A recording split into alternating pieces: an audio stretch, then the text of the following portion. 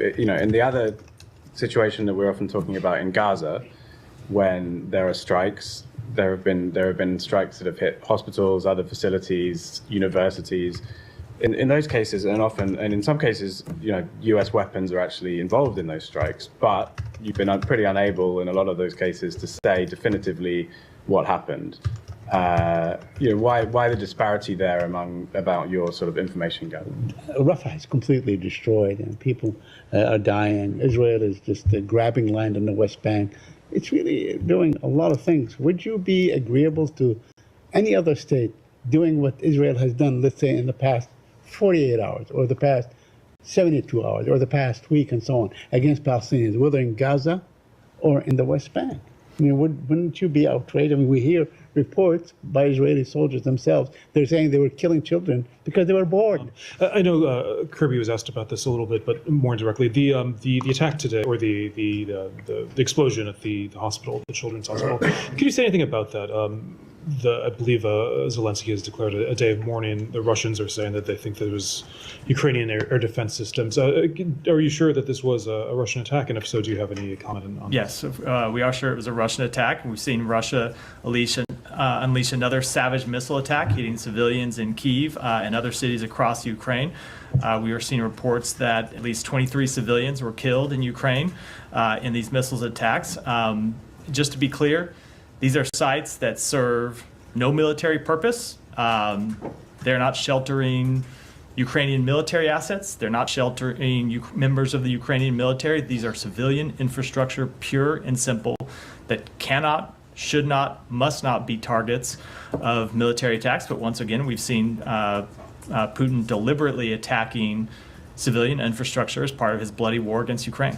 And so you think it's deliberate? I mean, I guess you can't get in his head, but you think it's deliberate? It wasn't a mistaken target? So it's hard to say with any one particular strike, but when you look at the history of Russia continuously targeting civilian infrastructure that bears no legitimate military purpose, then it's hard to conclude it's anything but deliberate. This isn't just one strike. There is a pattern of strikes, as I said, where there are no Ukrainian forces, there are no Ukrainian military assets, and yet you see the Russian military continue to strike them time after time. Could I follow up on Ukraine and some of the diplomacy? Yeah.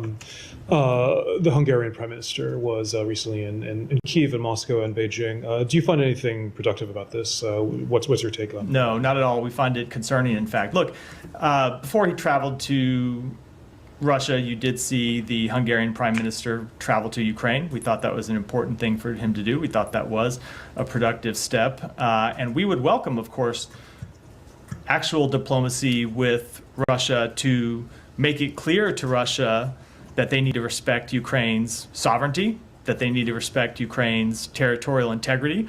But that is not at all what this visit appears to have been. Could I follow up on one more? There's another visitor in Moscow today, Prime Minister Modi of India. Obviously India has a long-standing relationship with Russia. What do you think of the timing of this right before the NATO summit and in light of what's going on? Yeah, so again, we did just see Modi, like Orban, meet with President Zelensky. We thought that was an important step to take. And we would urge India, as we do any country when it engages with Russia, to make clear that any resolution to the conflict in Ukraine needs to be one that respects the UN Charter, that respects Ukraine's territorial integrity, Ukraine's sovereignty. And, India is a strategic partner with whom we engage in a full and frank dialogue, and that includes on our concerns about the relationship with Russia. I don't understand your answer to the Orban question. I mean, it's okay and it's good and productive for him to go to see Zelensky in Kyiv, but it's concerning and bad that he goes to Putin.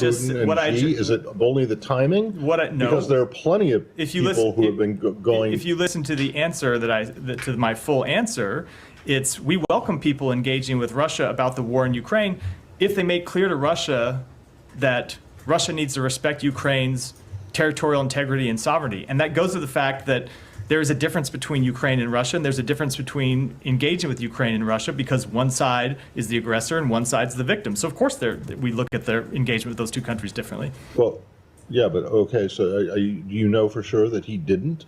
make those things clear? We have seen no indication that is, including his public statements, that is. And do you think what he's that making Prime clear. Minister Modi made clear to President Putin? As I just said, Do you think that President Erdogan has made clear? So I will look to Prime Minister Modi's public remarks to see what he talked about. But as I said, we made quite clear directly with India our concerns about their relationship with Russia, and so we would hope India and any other country, when they engage with Russia, would make clear that Russia should respect the UN Charter, should respect Ukraine's sovereignty and territorial integrity. And what's the problem with Orban going to see Xi?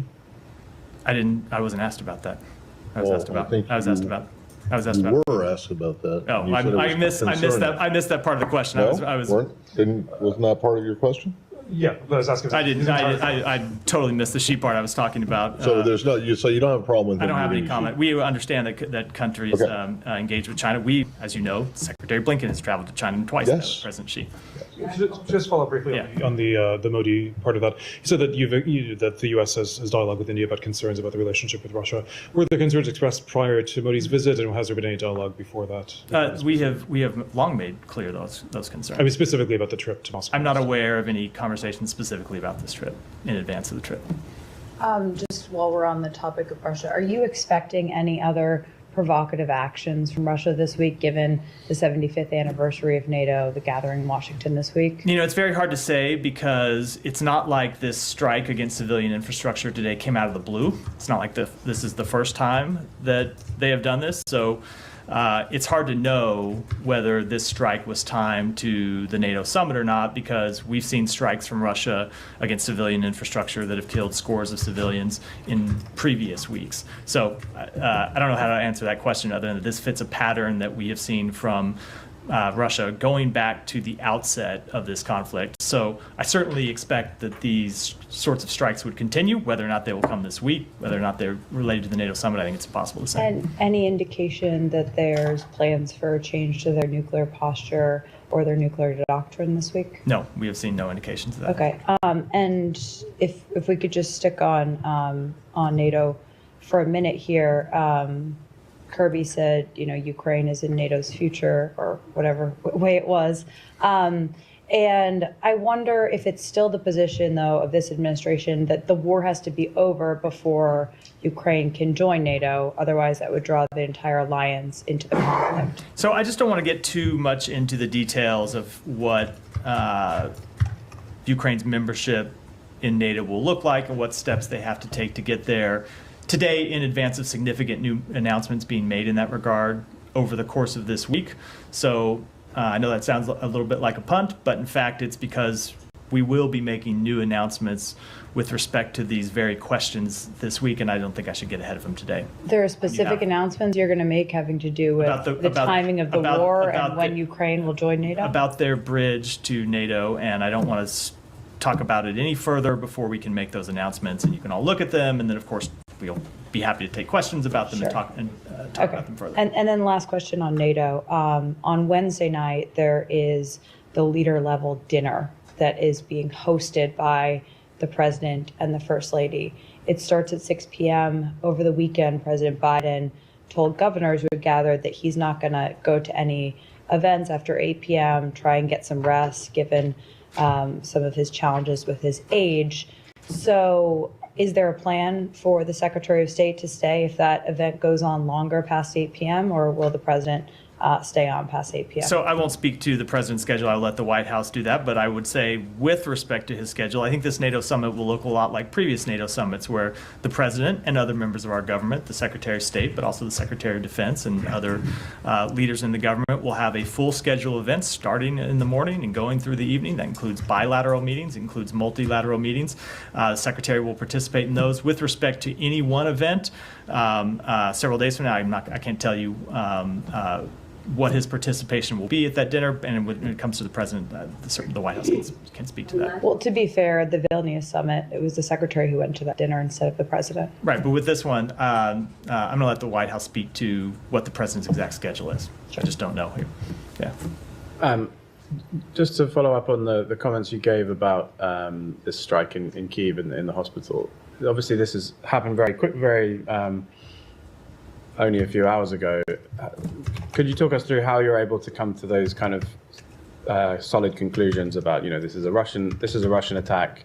We've seen this pattern. We see it fits the pattern. In this case, what is the process for you to be able to sort of state with so much kind of confidence what's happening? Well, so I could get into our ability to look at missiles that are launched. I could get into the Ukrainian military's ability to look at missiles that are launched and talk about that with respect to any one strike. But also, give me a break. There's no one else lobbing missiles at Ukraine right now. Right. There's no one else launching attacks at Ukraine. So I think it's pretty clear that it came from Russia. But you probably can guess what I'm getting at is, in the other situation that we're often talking about in Gaza, when there are strikes, there have been strikes that have hit hospitals, other facilities, universities. In those cases, and in some cases, U.S. weapons are actually involved in those strikes. But you've been pretty unable in a lot of those cases to say definitively what happened. Why the disparity there about your sort of information gathering? So the disparity is in the context of the events, and I'll give you just a couple of examples when it comes to Gaza. What makes these types of assessments so hard? Oftentimes, it is clear that a strike on any one target was an Israeli strike. If it's an airstrike, for example, it's clear that it was an Israeli strike. It's not from anyone else. Sometimes there are other attacks where there's an exchange of fire between Hamas and the IDF, and it's clear, or it's unclear, I should say, when one specific site was damaged, whether that damage was from IDF munitions, Hamas munitions, or both, which sometimes happens in a crossfire. That's one way in which it's difficult. The other way in which it's difficult is understanding what the actual target was. And so that's one of the things that's different when you look at Russia's strikes on Ukraine. The Ukrainian military doesn't hide behind civilians. It's not headquartering itself in hospitals, under hospitals, in other civilian sites, in apartment buildings. And that's exactly what we see Hamas do. And so when you get to making assessments about strikes in Gaza, it's not just always who conducted the strike, but whether the strike ultimately was after a legitimate military target or not. And it's a much different assessment in Gaza, where you have Hamas using civilians as human shields, which is not at all the case in Ukraine. Right, but you did sort of say that it seems that this isn't an accidental strike aimed at something else. That's quite, there's quite a lot of information that you're able to sort of pass on there. There have been cases where, I'm obviously not defending the Russian strikes, but there are cases where Ukrainian anti-aircraft fire has taken down a missile and it hits something, right? There is complexity to that, but you're able to, a few hours later, give a pretty detailed account of what happened. I'm not saying I'll give you a break on that. That's your job. But on the Israeli case, often, we're left with after months, you haven't come up with a real conclusion about what happened in a certain specific incident. That and these are U.S. weapons that are being used. You have the ability to sort of demand answers from the country involved. So I think people will watch this and think, there's a disparity here, and I'm wondering, is there not a difference in the way that you're approaching these and giving the benefit of the doubt to one side? There is no difference in how we are approaching these. There's a difference in the context. There's a difference in the conflict, and that's what leads to our inability sometimes to give such definitive answers. I will also say that there is a difference in assessing responsibility for a strike, right, which is what I was getting into a moment ago, and assessing whether the strike was a legitimate military target. Those are two entirely separate things. Sometimes you can make an assessment about who carried out the strike, but you can't know unless you were on the ground whether it was a legitimate military target. And that's especially the case where we often see conflicting claims in Gaza, which is not the case in Ukraine. I haven't heard any conflicting claims about what happened in Ukraine and what Russia might have been trying to hit if it was not this hospital, if it was not the other civilian infrastructure that they have hit.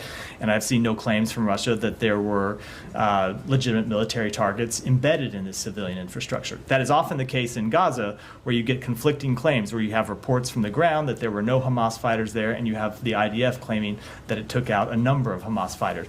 when you have those conflicting claims, that often makes it hard to offer definitive conclusions for what I would hope are fairly obvious reasons. Can I say Gaza? I'll go to Saeed first. I'll come to you. Thank you. I wanted to ask you first if you read or heard about the Haaretz report on Israel employing the Hannibal directive on October 7th. So I did see that report that moved over the weekend, and that's the limit of my knowledge of seeing that report from Haaretz. Does that make you change your position or your perspective on what really happened that day, that the Israelis may be responsible for killing a majority of the people that died on that day? Boy, it certainly does not, Saeed. I don't think there's any question. I don't think there's any question that it was Hamas. Just let me finish. I don't think it's any question it's Hamas that is responsible for the overwhelming number of deaths on October 7th. All right. Now, you in your answer to Simon, you gave two answers. You were saying that, almost with certainty that people were killed in the crossfire. Do you have any figure on how many people got killed in the crossfire? No. Or how many people that died as a result of direct Israeli attacks? No, I don't. But that's exactly my point, Saeed. I'll give you the best example of this is the recent hostage rescue when a number of people in the area who were not members of Hamas were killed in crossfire. And that happened when Israeli vehicles with a hostage on board were leaving the area, took fire from Hamas, and then there was exchange of fire. And that's something that happens from time to time. 300 people died that day. But at any rate, so let me ask you, what is the status of the negotiation now? Is there a ceasefire in Gaza's future? We certainly hope there's a ceasefire in Gaza's future, and we are trying incredibly hard to achieve a ceasefire. The negotiations are ongoing. The CI director is in Cairo today working on those negotiations. As we said last week when we received a response from Hamas, we found reasons to be hopeful in that response. But that said, we don't yet have a deal, and we're not taking anything in granted unless and until we get a deal. And so we continue to work to try to achieve a ceasefire that would secure the release of hostages, would allow us to surge humanitarian assistance in and alleviate the suffering of the Palestinian people. So you believe that the Israeli Prime Minister is okay with this new proposal? He has said he is, yes. Okay.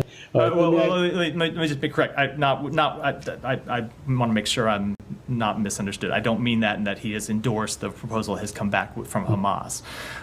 He has endorsed the proposal that the Israeli government put forward, and we're working to bridge the differences between Hamas's response and what the Israeli government put forward sometime before, several weeks ago.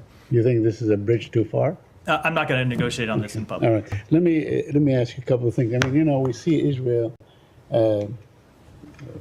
Rafah is completely destroyed, and people are dying. Israel is just grabbing land on the West Bank. It's really doing a lot of things. Would you be agreeable to any other state doing what Israel has done, let's say, in the past 48 hours, or the past 72 hours, or the past week, and so on, against Palestinians, whether in Gaza or in the West Bank? Wouldn't you be outraged? And we hear reports by Israeli soldiers themselves. They're saying they were killing children because they were bored.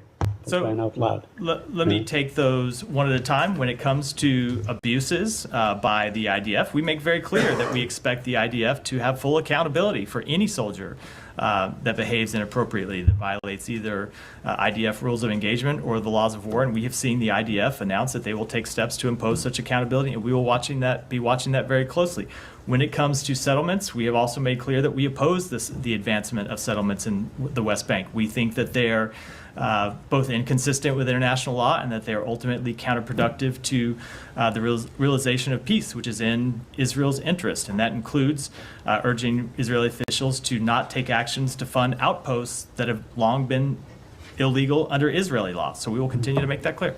So any particular response to what happened last week in terms of the size of land confiscated by Israel for settlement purposes, which is apparently the largest since the 1967 war, and definitely since the Oslo Accord in 1993. Have any particular comment on that? Yeah, as I just said, we oppose the advancement of settlements. We oppose them taking actions to fund outposts. We think all of those are illegal under international law and ultimately hurt the chances of peace.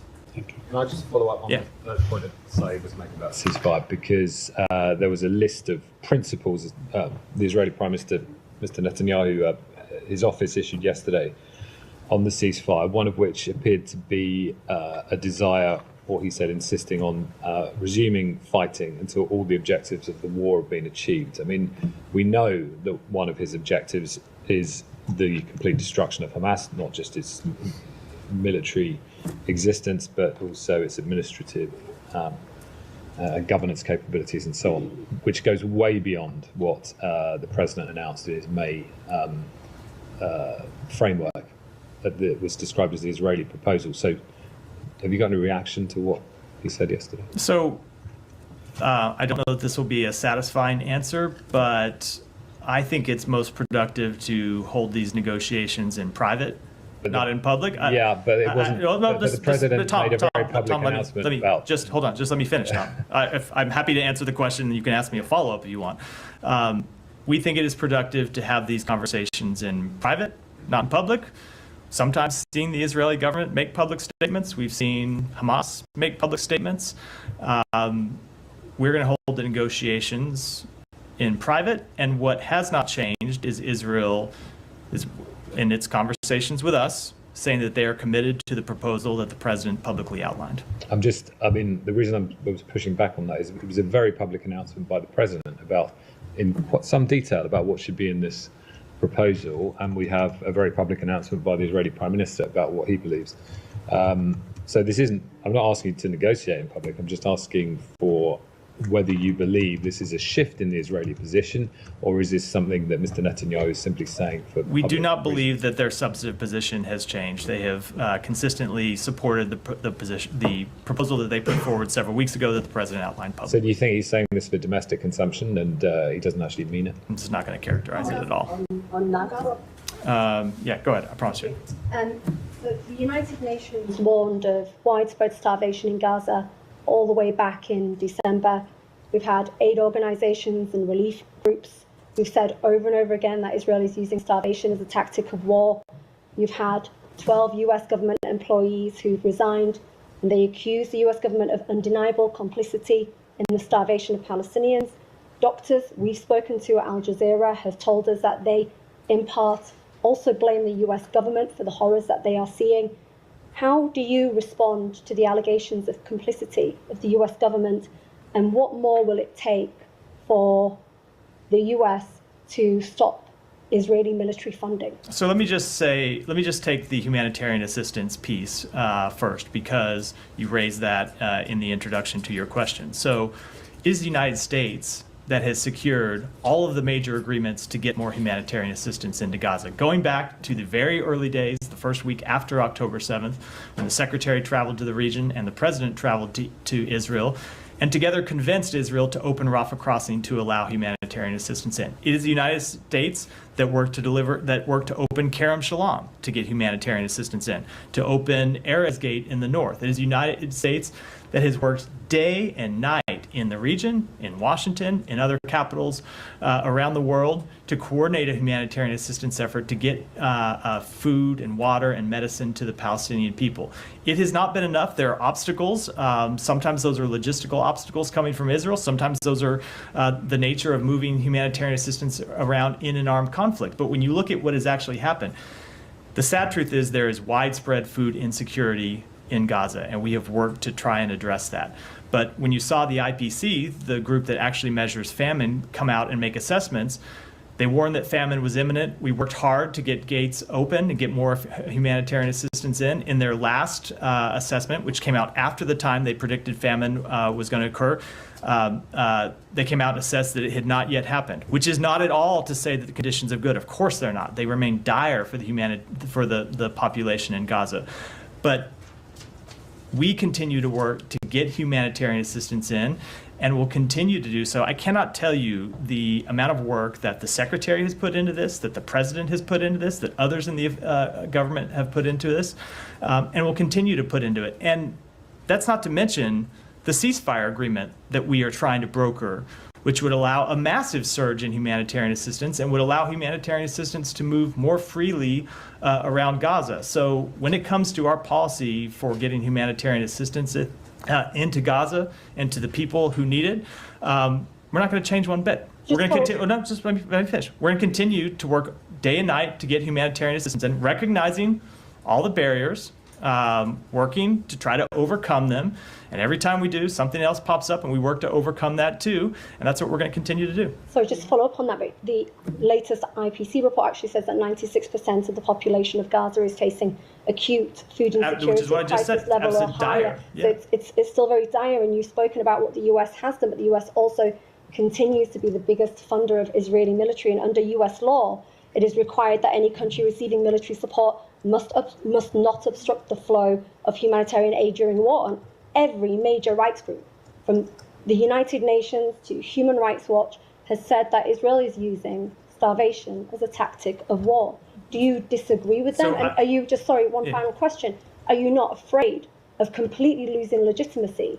So let me just answer being hypocritical when it comes to supporting human rights in one country, but not when it comes to Palestinians. Let me just answer the first question. So I would encourage you to read the report that we issued on this very question 2 months ago that looked into Israel's compliance with international humanitarian law and their work and whether they had done a good enough job to let humanitarian assistance in, where we said that there were some roadblocks that needed to be overcome, and we had worked to overcome those, and we had seen Israel take steps to allow humanitarian assistance in. At times they have been too slow. At times they haven't moved quickly enough. At times there have been barriers that we needed to break down, but we have worked to do it, and we have seen Israel take steps to allow humanitarian assistance in. Now, there is, as I just said a moment ago, there is always something more that needs to be done. We've talked about the fact that you have a lot of assistance coming to Kerem Shalom now, but it can't move around Gaza as freely as it could because of looting by armed gangs. And so we need to come up with practical steps to address that. And I say that to get at the point that I know sometimes everyone likes to make this seem like a black and white issue that is completely simple, where there's somebody that's blocking humanitarian assistance, when it can be much more complex. There can be other problems, such as the looting of criminal gangs, that we have to assess, and so we're working with our partners in the region to try to assess that, and we're going to continue to. I have to reply to that. Sorry, I just have to quickly reply to that. Sorry, can I just quickly reply to that point? For this meeting is the situation in the Middle East, including the Palestinian question. The agenda is adopted in accordance with Rule 39 of the Council's Provisional Rules of Procedure. I invite the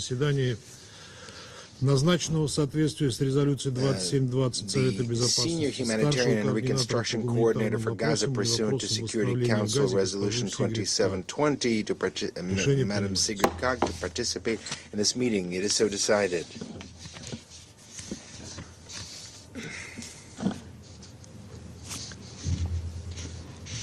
The Security Council will now begin its consideration of item 2 of the agenda. And I would now like to give the floor to Madam Sigrid Kaag. Mr. President, Excellencies, nearly 9 months have passed since the horrific terror attack by Hamas against Israel on the 7th of October. The scars of that day run deep. The pain of the hostages, the torment for their families, is a constant reminder to the Israeli people and political life. During this same period, Palestinian civilians in Gaza have been plunged into an abyss of suffering. Their homes lie shattered, their lives upended.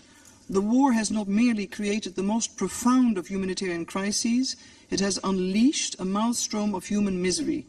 The public health system, as you know, has collapsed, schools destroyed, and the disrupted education system threatens acutely future generations. With summer temperatures soaring and severe shortages of basic services such as waste management, sanitation facilities and water supplies, the spectre of outbreaks of infectious and communicable diseases looms large. Following the Israeli offenses against Rafah since the 6th of May, over 1 million people have been displaced once again, desperately seeking shelter and safety. 1.9 million people are now displaced across Gaza, and I'm deeply concerned about reports of new evacuation orders issued into the area of Khan Yunis. Its impact on the civilian population is deep. In Gaza, nowhere is safe. Behind every statistic, Mr. President, is a human story of hope, dignity and aspirations. And in my visits to Gaza, I met with voices that echo a single heart-wrenching question.